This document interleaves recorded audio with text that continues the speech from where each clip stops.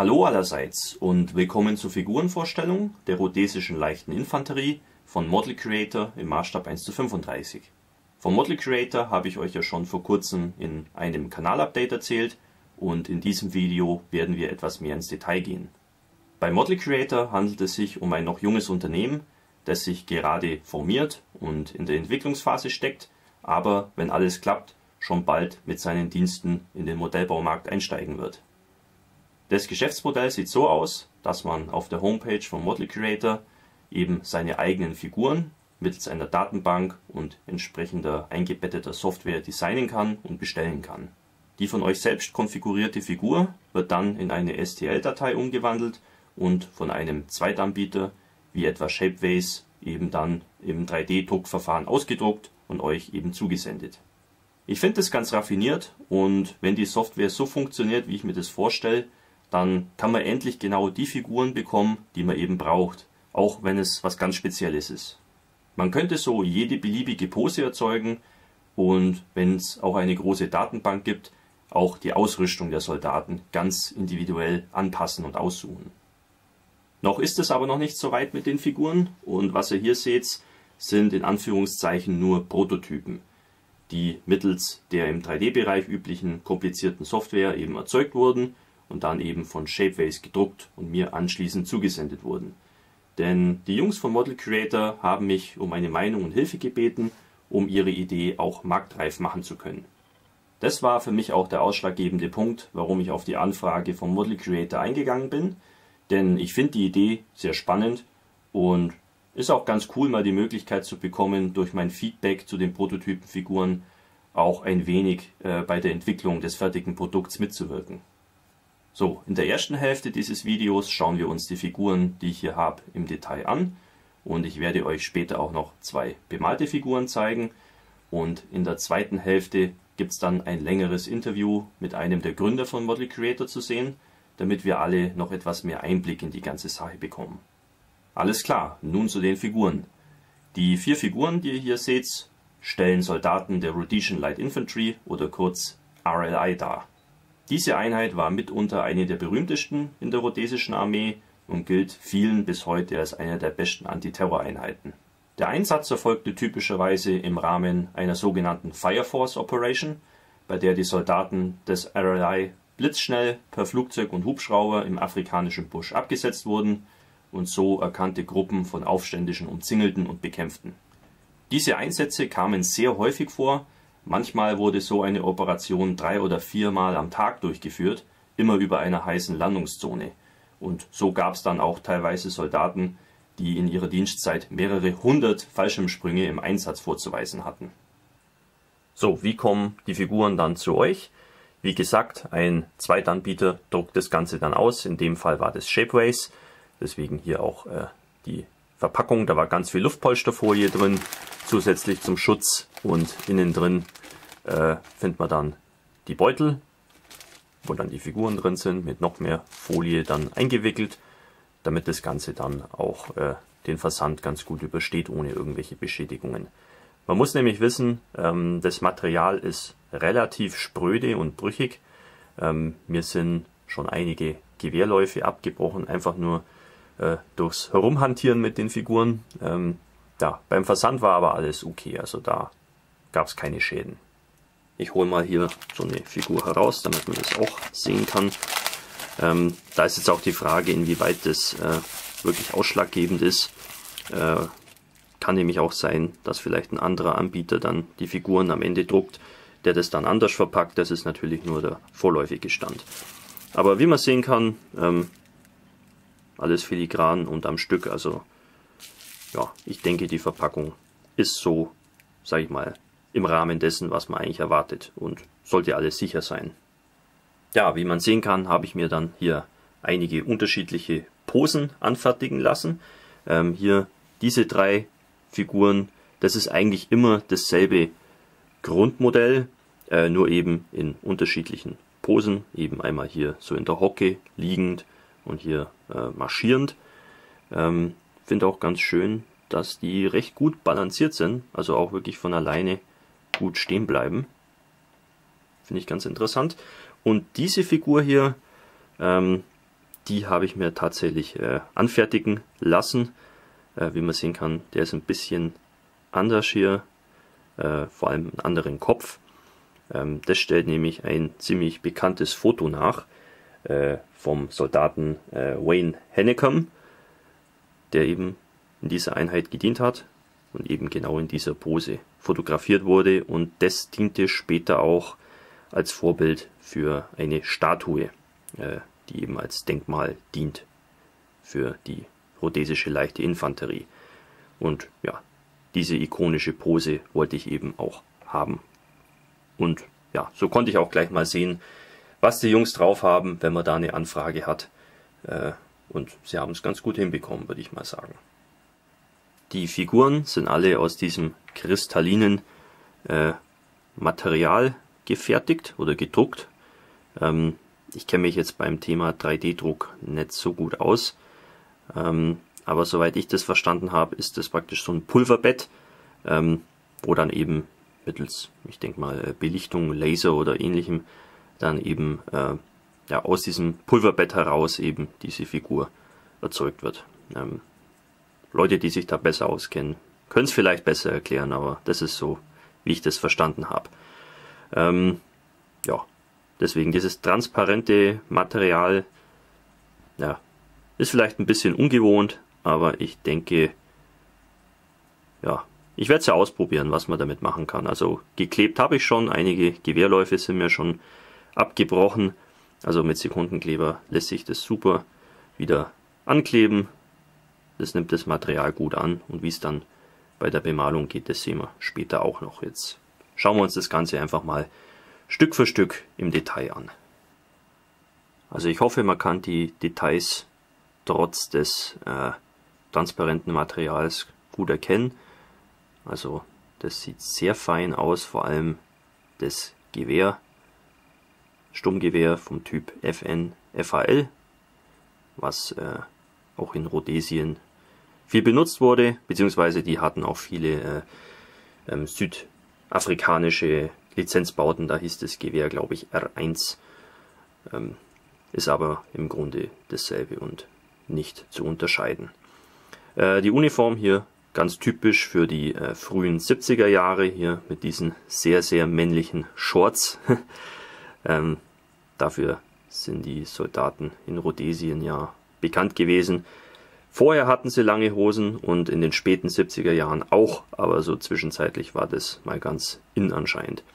Und natürlich dieser typische Hut oder Mütze, hier auch mit diesem Nackenschild. Kennt man auch von anderen Kolonialkriegen, zum Beispiel bei den Portugiesen.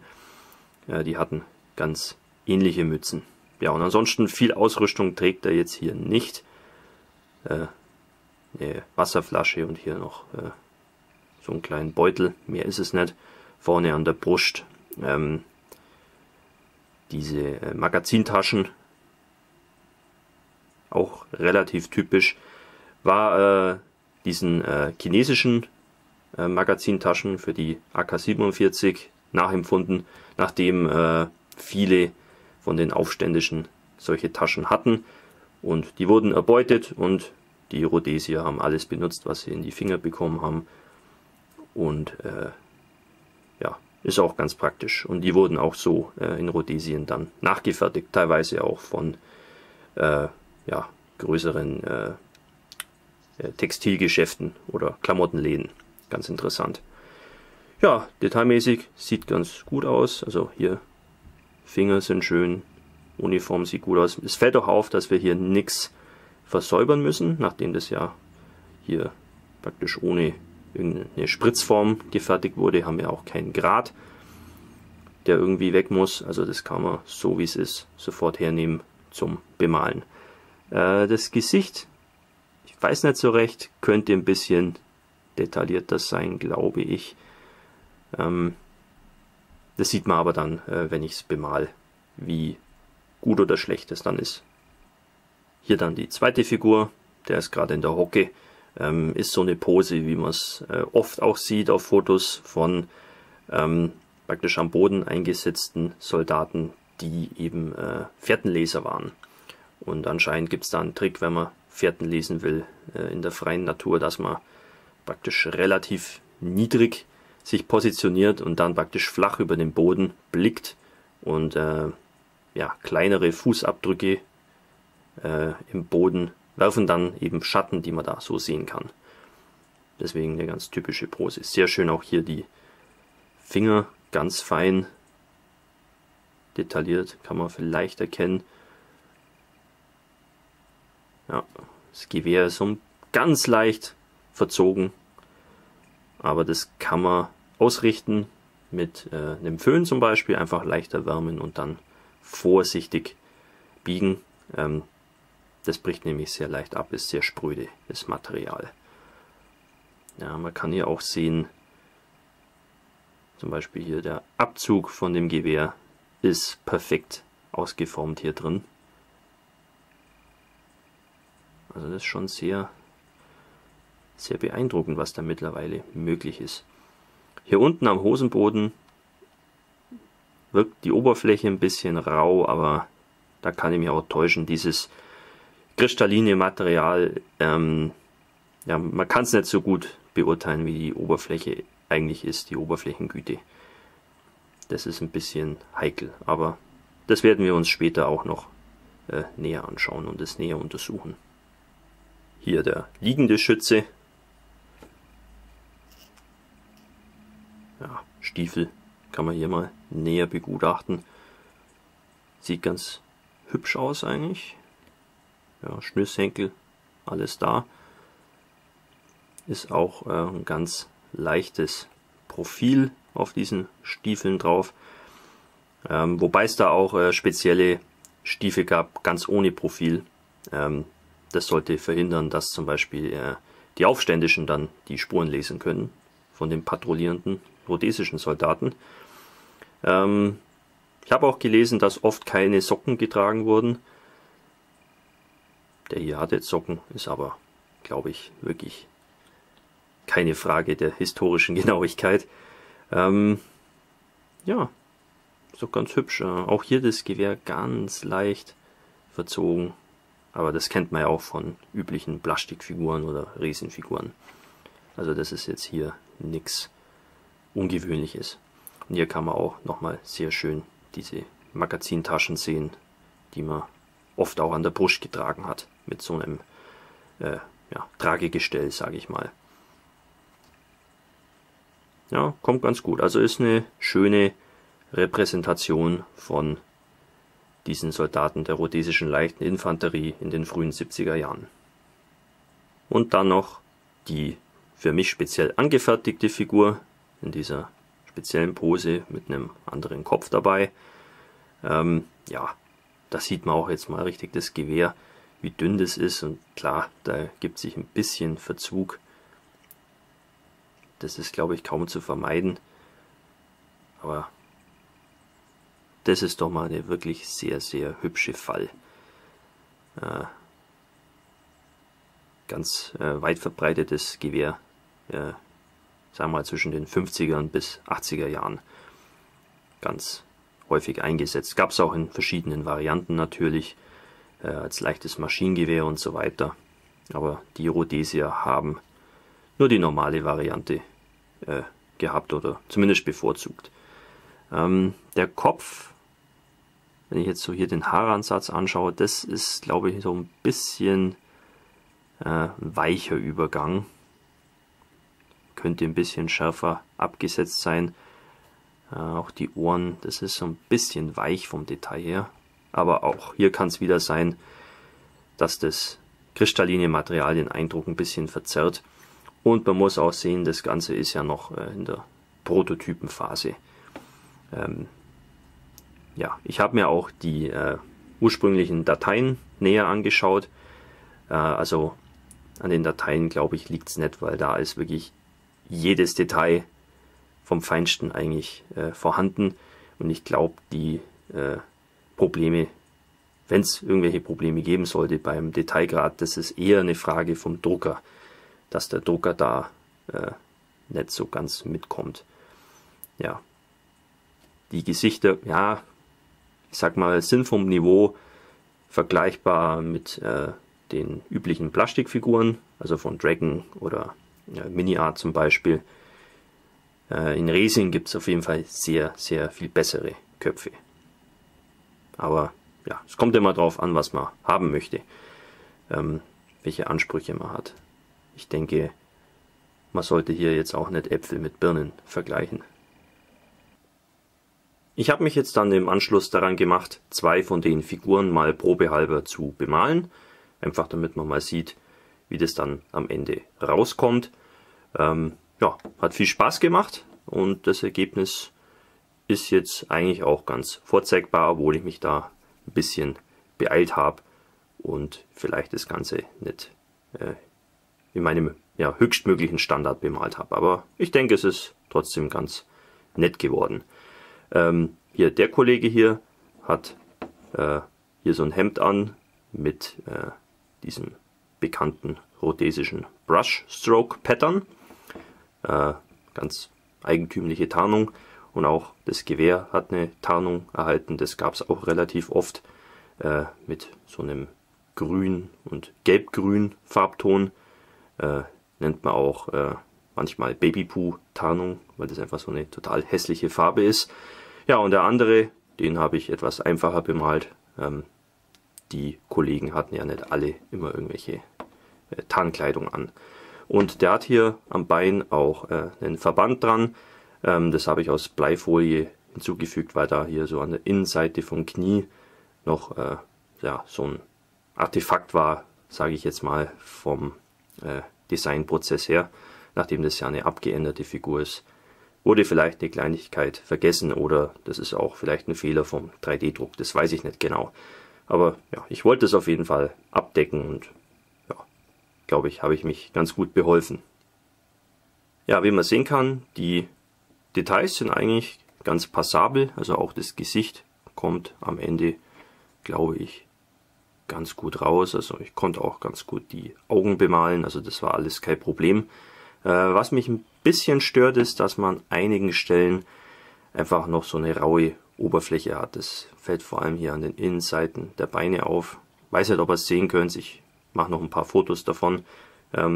Ja, ist nicht ganz so schön, aber das liegt jetzt nicht am 3D-Modell, sondern eher am Material, am Druckverfahren oder auch am Anbieter des 3D-Drucks. Was da genau das Problem ist, weiß ich nicht. Aber ihr wisst ja, das sind Prototypenfiguren, da ist noch nichts definitiv entschieden. Ich würde aber sagen, dass vielleicht das Material das Problem ist. Wenn das ein bisschen glatter wäre vom Finish rundherum, dann wäre das echt super und dann könnte man die Figuren, so wie sie sind, auch hernehmen. Ja, nachdem da noch einige Makel sind an der Oberfläche, weiß ich nicht, ob ich die Figuren dann so mal, wie sie sind, in ein Diorama einbaue oder ob ich da das nochmal überarbeiten möchte. Das wird man sehen.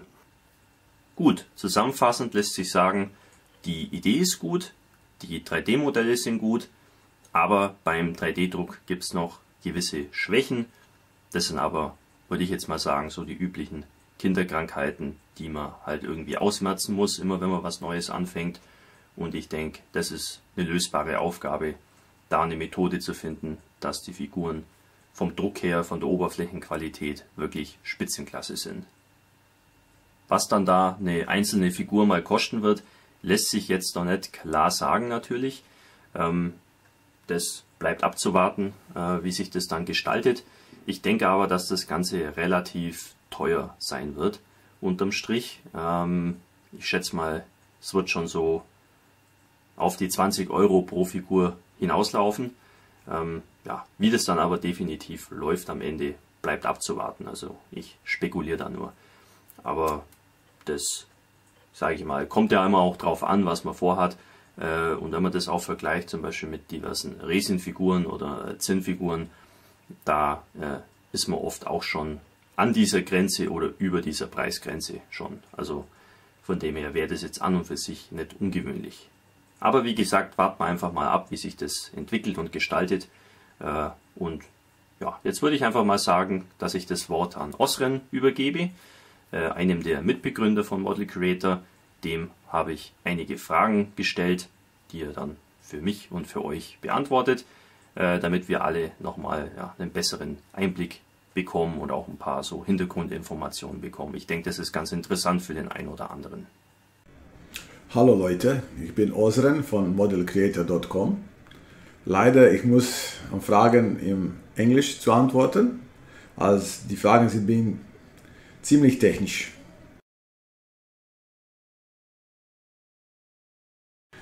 Well, there were two of us at the beginning, Dražen and myself, and recently we have added another full-time team member, Milos. And our motivation is very simple.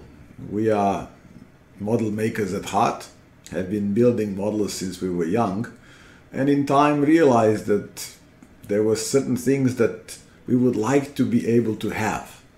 And since we couldn't find them on the market, we decided to take things in our hands and fix it.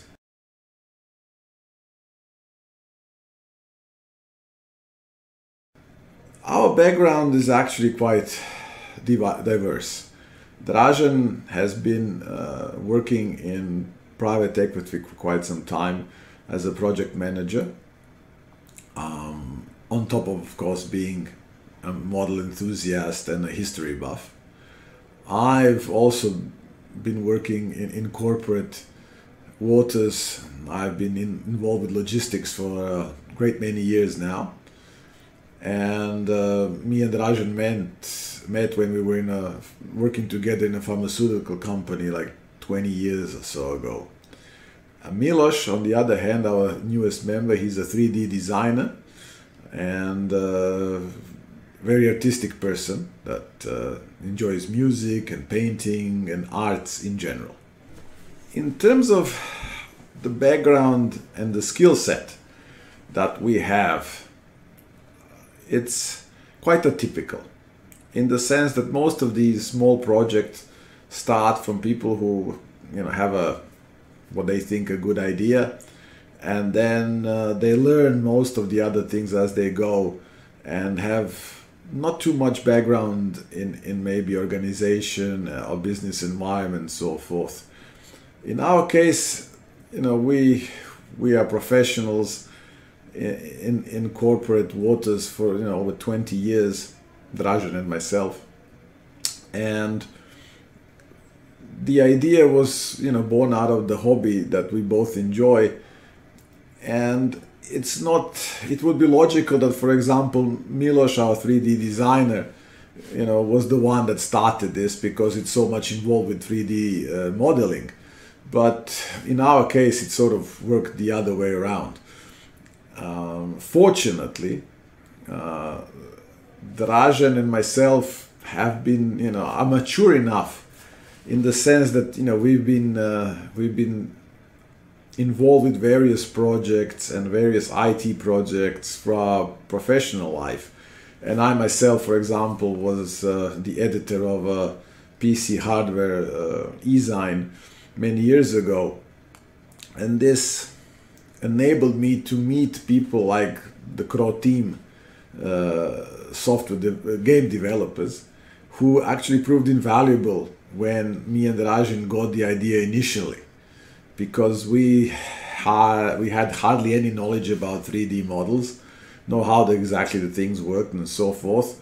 And fortunately, through many questions and many beers that we drank together, we got all the answers and sort of had a picture of what was needed, what had to be done, and we went from there.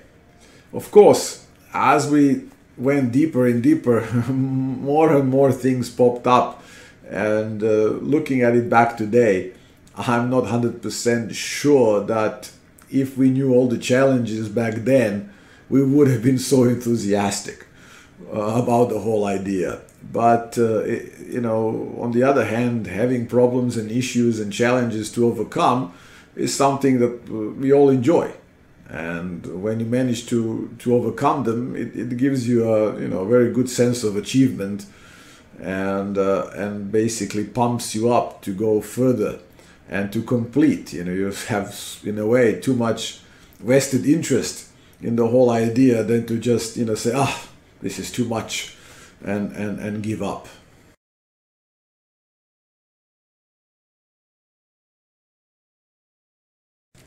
The current focus in terms of the armies and the historical period that we chose to initially offer for Model Creator once it's launched is definitely it's rather modern time era. So I would say probably Second World War and up to present day.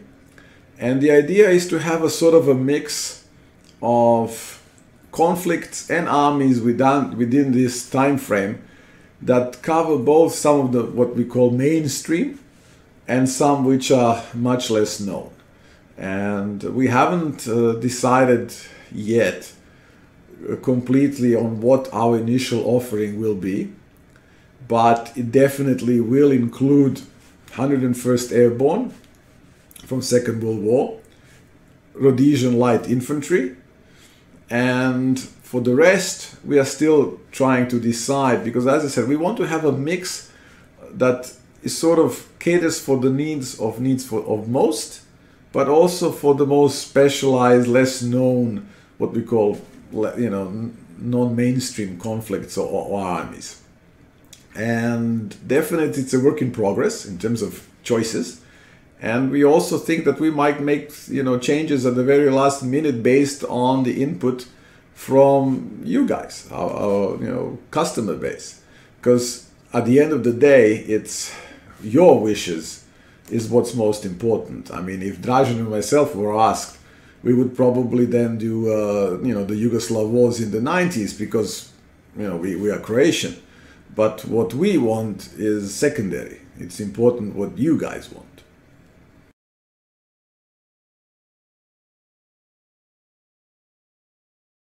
In terms of the research for historical accuracy, it's a bit of a complicated subject because on one hand, it's not very difficult to get the equipment and the loadouts and the uniforms right for, you know, well-covered conflicts and armies.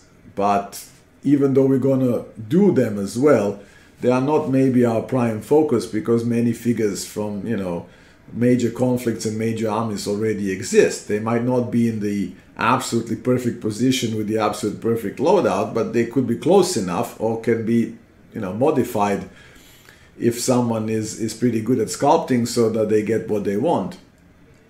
And while on the other hand, the less known conflicts are much more difficult to research because there are less publications, less photos, less exposure in general, you know, from these conflicts. But we've been definitely trying our best, and you know, looking at various books, Osprey, for example, their series of books, they cover quite a bit of what we need, but plus photos that one can find on the web and so forth. It's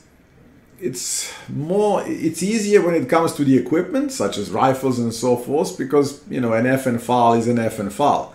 So if it was used by the Rhodesians, you know, you can pretty much even find out what batch of the rifles that they got from FN in Belgium, and if there were any specifics about these rifles in comparison to the others. I mean, for example, I know I watched a whole video about the Rhodesian FN files on forgotten weapons. So, you know, there is pretty much easy information to be found on those. When it comes to uniforms, the situation becomes more difficult, but fortunately there are a lot of photos. The most difficult part is the basically the accessories, like, you know, canteens and so forth. That's where a situation can get a bit difficult, especially if, for example, you have a country which was under embargo, like Rhodesia was, so they would, you know, they were using anything that they could basically scrounge in good enough numbers. So they probably have some South African equipment, some British equipment, some indigenous equipment, and that requires a lot of work. But fortunately, our platform is designed in such a way that once it's operational, it will be easy to add. If we realize that most of them are using the British canteens, but then there was large numbers of South African, it's very easy then to add that particular piece of kit to the whole army that you're choosing from or designing your figure from.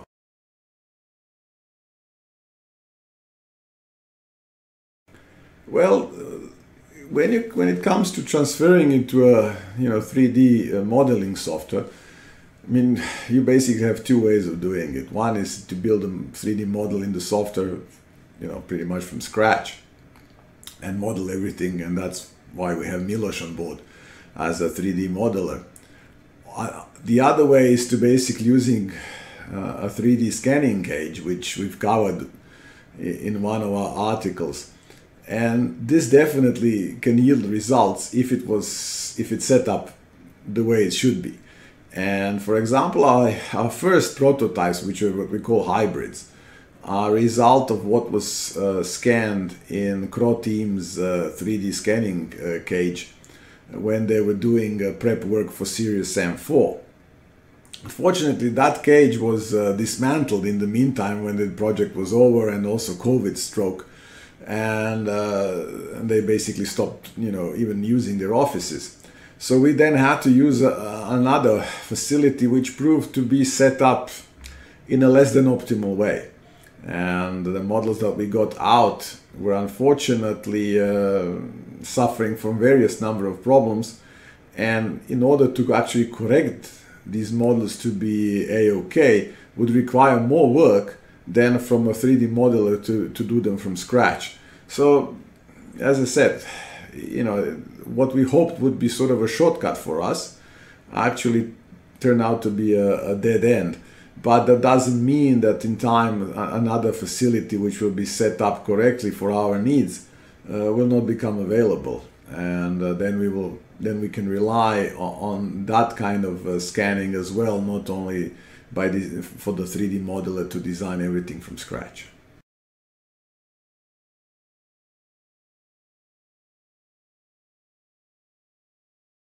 When designing objects, there are some certain differences in respect to different things that are being modeled.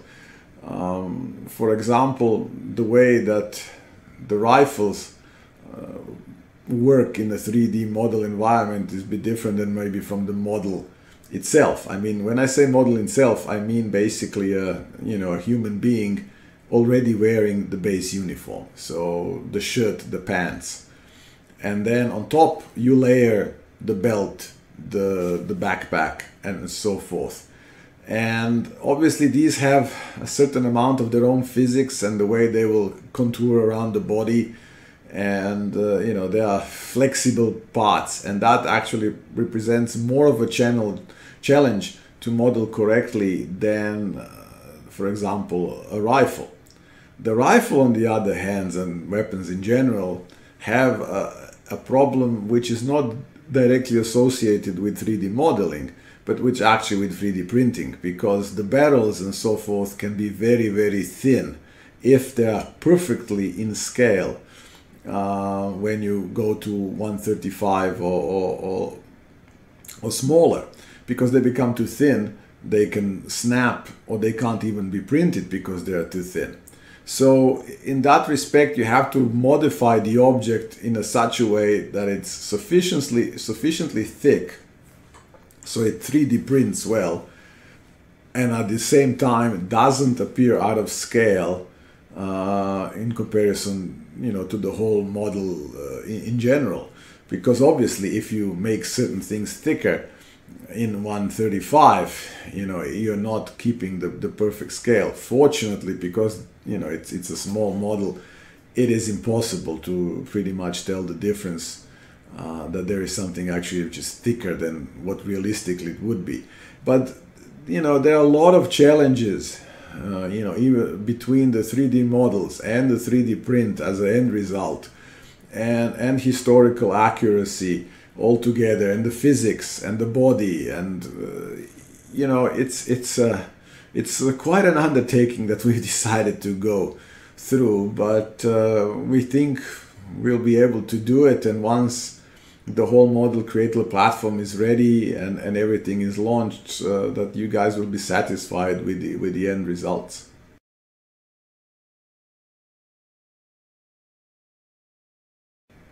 In my previous answer, I think I covered some of the limitations already, but there are also others.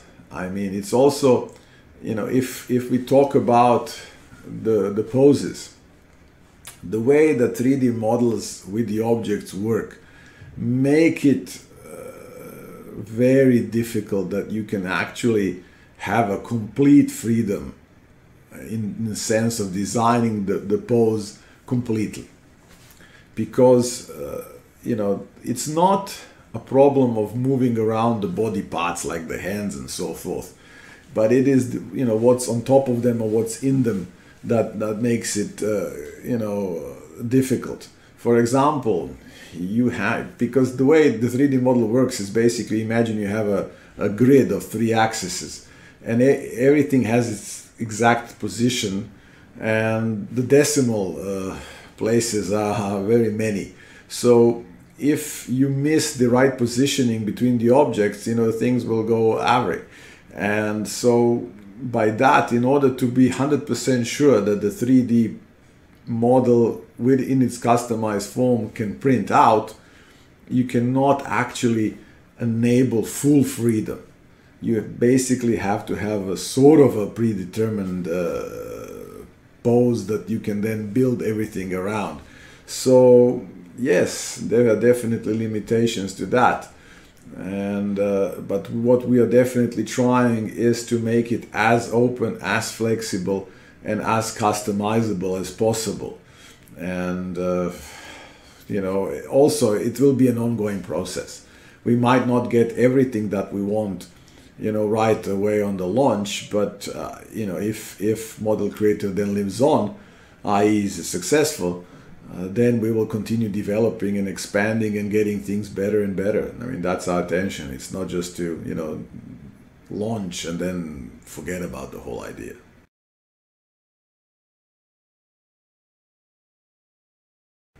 Well, our current goals is pretty much to finish, you know, playing around with prototypes, which I think we are pretty much done, through which we learned, you know, quite a bit about the materials that are, you know, that can be used for this and those that can't, and the thicknesses and the brittleness and so forth, and also the positions and the design process and everything. And we are currently in the phase of software development, which we are financing by ourselves. And we definitely will have a Kickstarter campaign, most likely in February 2022.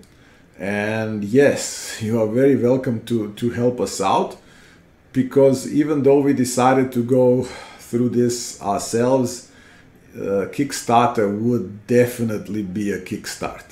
It would definitely speed things up for us, and also enable us to maybe have a wider range of armies to start with, have additional features in the software that we would, you know, ideally like to have, but you know, as I said, it's all depending on funding. So any support, of course, is welcome, and even before Kickstarter, of course, you know, any good word, comment, idea, suggestion about the, you know, army that you guys like to see covered at the beginning or a bit later, everything like that is you know, is very, very welcome, because at the end of the day, you know, we are here because of you guys, you know, our fellow and friends modelers. We are not doing this for ourselves. You know, if me and Dražen were doing this for ourselves, then we would ask Milos to make us a few figures that we want, and that will be the end of it. But that's not the idea.